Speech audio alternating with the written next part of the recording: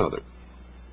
Better fed, the family of this innovator proliferated while the others died off.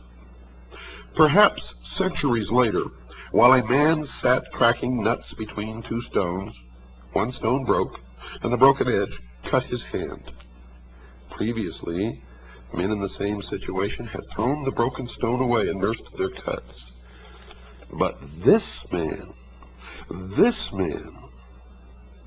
started thinking. He possessed an original thought. Since the edge had cut through his skin and drawn blood, it might also cut through the skin of the small animals he caught, making it easier to get at the meat. The first knife was invented. He and those close to him, and those intelligent enough to imitate them, increased in number, and the rest died off. They had a cutting tool which made it possible for them to skin and eat meat in less time, so they had more time for hunting. Many of the descendants of this exceptional man became increasingly skillful at breaking and chipping hard stones into sharper tools and weapons. And if you've been to a museum of natural history and you've seen these fine, beautiful flint arrowheads and spearheads, then you know that it took patience and great skill. And this means a further development of the human mind. Natural selection favoring better knife makers went on for hundreds of thousands of years, according to those who guard the secrets of the ages, and even according to modern science. A great many centuries later, a young father foraging for his brood may have come upon a long, straight stick, splintered at one end.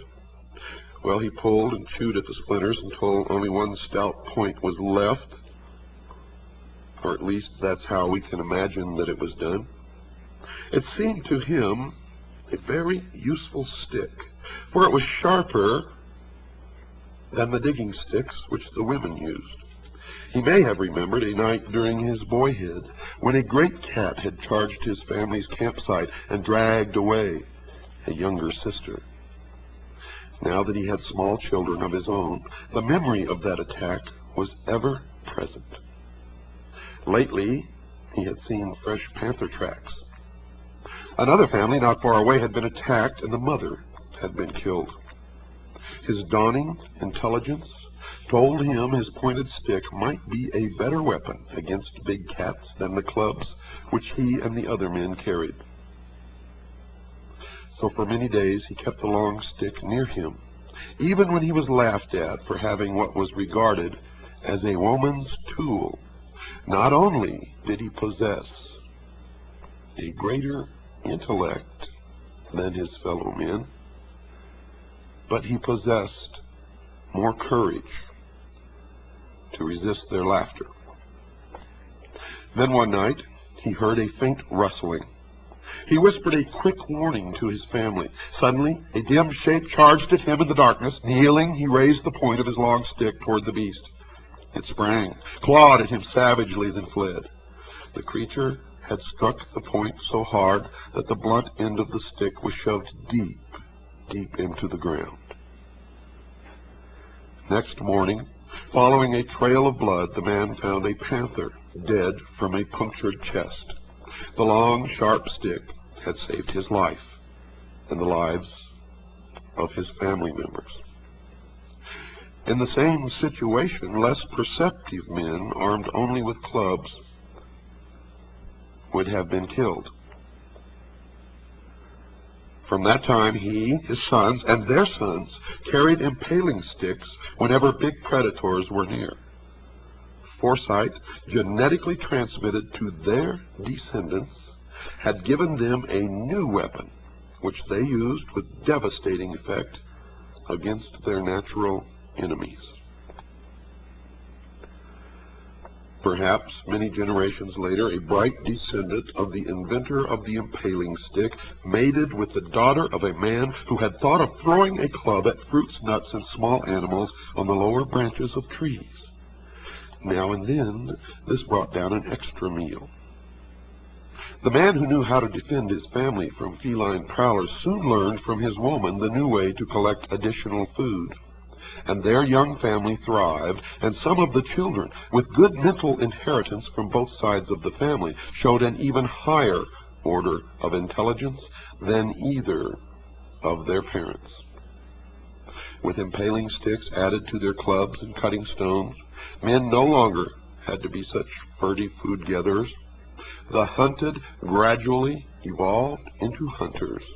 And in times of famine, when battles over food were fierce, those with impaling sticks threw them with deadly accuracy at members of other hunting bands.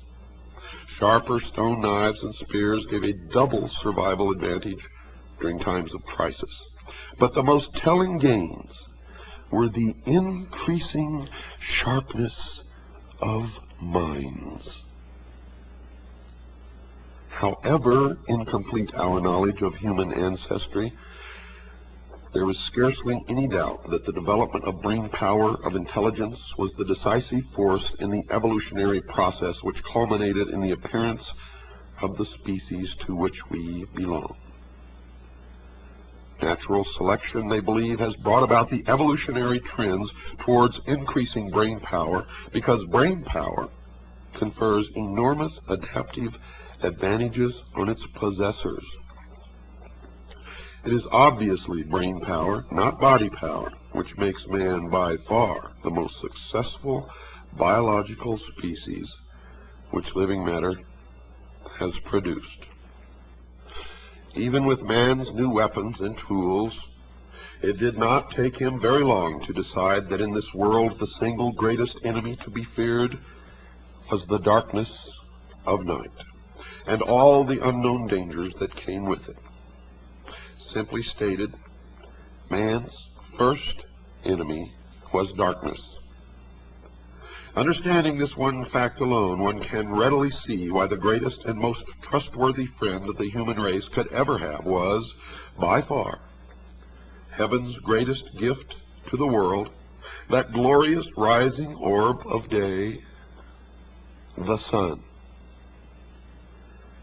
And with this simple truth understood, we can now begin to unravel the most ancient and still the most successful religion upon the face of this earth. Its success lies in its ability to remain hidden from the rest of the people. But first, let me assure you folks that no people of the ancient world believed the sun to be God. In point of fact, every ancient culture and nation on earth have all used the sun as the most logically appropriate symbol to represent the glory of the unseen creator of the heavens. In the Old Testament it says, quote, "The heavens are declaring the glory of God," unquote. That's in Psalms 19, verse 1. In the Old Testament, quote, "The Sun of Righteousness will arise," unquote. Malachi chapter 4, verse 2. The ancient peoples reasoned that no one on earth could ever lay claim of ownership to the great orb of day. It must belong to the unseen creator of the universe. It became, figuratively speaking, not man's, but God's sun. Truly, God's sun was the light of the world. As I stated before, folks, in the dark cold of night, man realized his utter vulnerability to the elements. Each night, mankind was